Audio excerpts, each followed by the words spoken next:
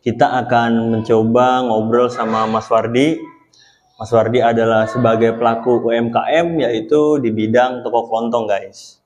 Nah, banyak kisah yang perlu kita ulik atau kita gali dari Mas Wardi ini, karena beliau pengusaha yang sudah menjalankan usaha ini puluhan tahun, usaha yang sudah lama bertahan di dunia toko kelontong ini. Dan langsung aja guys, kita tanya Mas Wardi. Baik Mas Wardi, apa kabar? Alhamdulillah sehat Mas Bagas. Alhamdulillah sehat. Jadi pada hari ini kita mau ngobrol-ngobrol nih Mas. Ya. Gimana sih lika-likunya usaha toko kelontong ini, yang notabene itu sepertinya banyak yang bisa meniru usaha ini karena dilihatnya usahanya gampang, mudah, dan nyari barang-barangnya juga nggak perlu ilmu yang khusus gitu kalau dari kacamata orang pada umumnya gitu. Baik Mas Bagas, ini tentunya semua itu dari niat dan kemauan. Kalau dilihat dari segi gampang, ya emang dibilang boleh gampang ya, tetapi sebenarnya nggak semudah yang orang-orang melihat. Tentunya semuanya itu usaha harus dijalani dengan tekun, tentunya itu utama.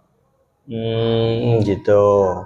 Kenapa sih Mas kok lebih milih usaha kelontong ini Mas? Kan banyak ide-ide usaha yang lain nih, yang terbaru gitu ya. Kalau usaha kelontong ini kan udah ketinggalan zaman banget gitu.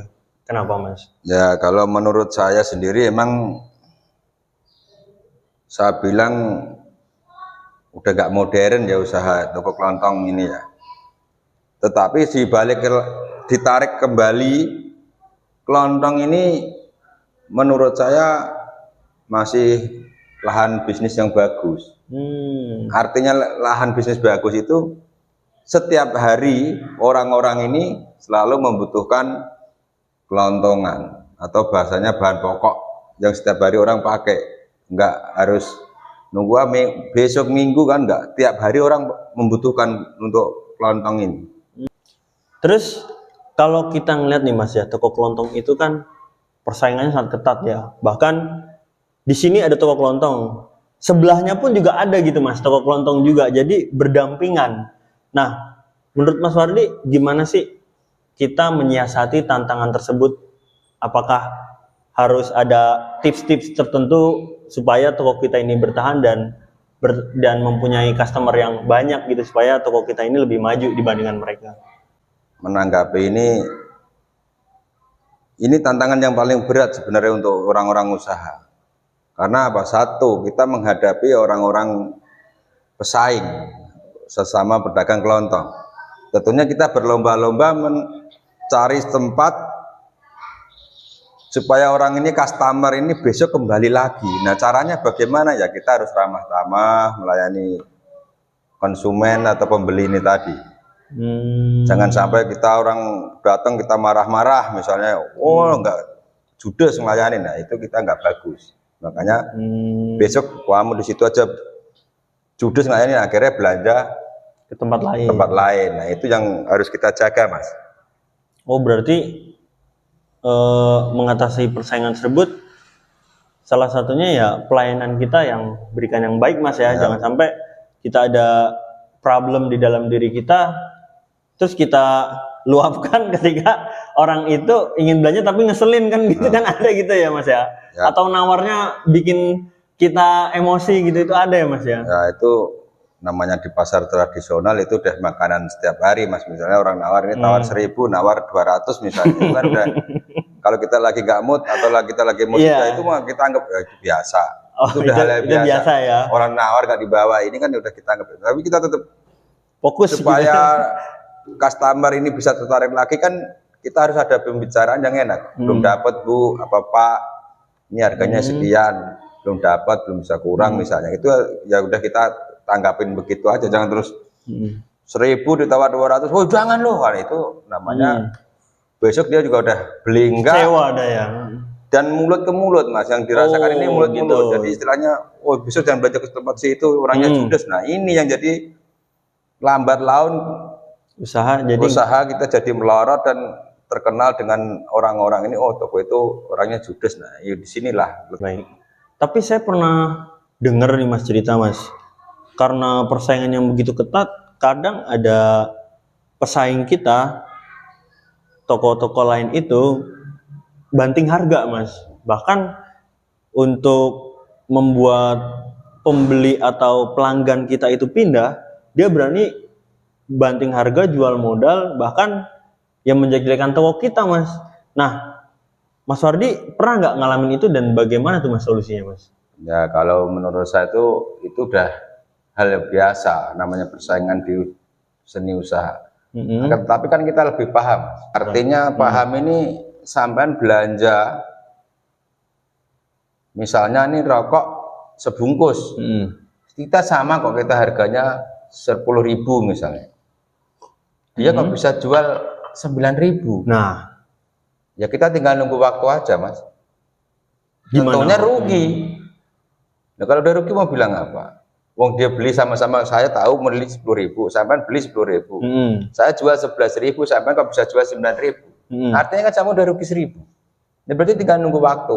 Artinya nunggu waktu ya bertahan nggak sampean, banyak modal nggak kan gitu, bernombokin kan gitu.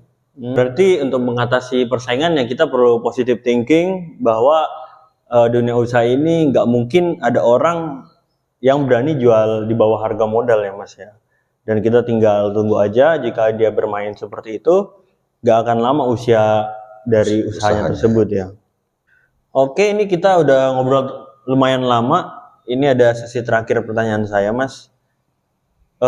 Ada nggak sih Mas nasihat khusus yang ingin Mas sampaikan kepada penonton kita nih yang pengen memulai usaha toko kelontong ini Mas?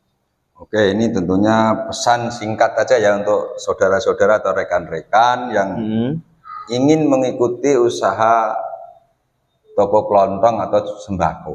Ini pesan-pesan saya, tentunya satu itu yang diutamakan kejujuran, ketekunan, itu yang utama.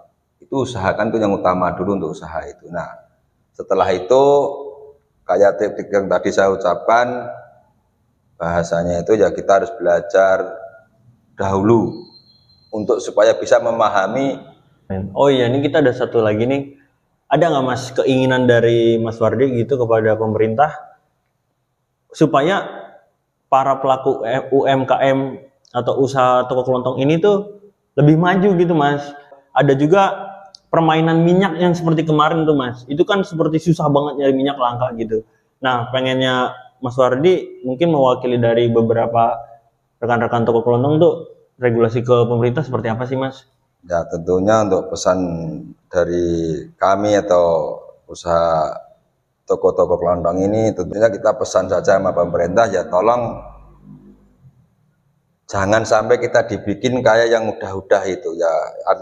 Artinya udah itu minyak langka itu nggak taunya, wallahu alam, saya sendiri juga kurang paham, tapi ternyata cuma permainan. Nah, ya kita pesannya singkat aja kan, tolonglah pemerintah perhatikanlah kami pengusaha-pengusaha kecil ini juga menaruh banyak atau mensupport ke negara atau ke pemerintah ini. Baik, berarti kurang lebih pesannya supaya stok barang itu selalu ada ya guys ya, jangan sampai para penjual ini bingung mencari stok sampai stok itu tidak ada gitu, karena dan akhirnya dipermainkan dengan tengkulak yang modal besar. Akhirnya kita kesulitan nyari harga sehingga harga kita mau belanja besar, dan ketika kita belanja besar kita nggak bisa jual tuh ke customer, biasa beli sekian kok nambah sekian. Dan juga untuk persaingan harga juga agar lebih merata Mas ya, jangan sampai ada yang jomplang banget sehingga toko kita susah gitu untuk menjual barang. Oke, baik pemirsa, itu aja diskusi kita bersama Mas Wardi. Mungkin banyak poin-poin positif yang bisa kalian ambil.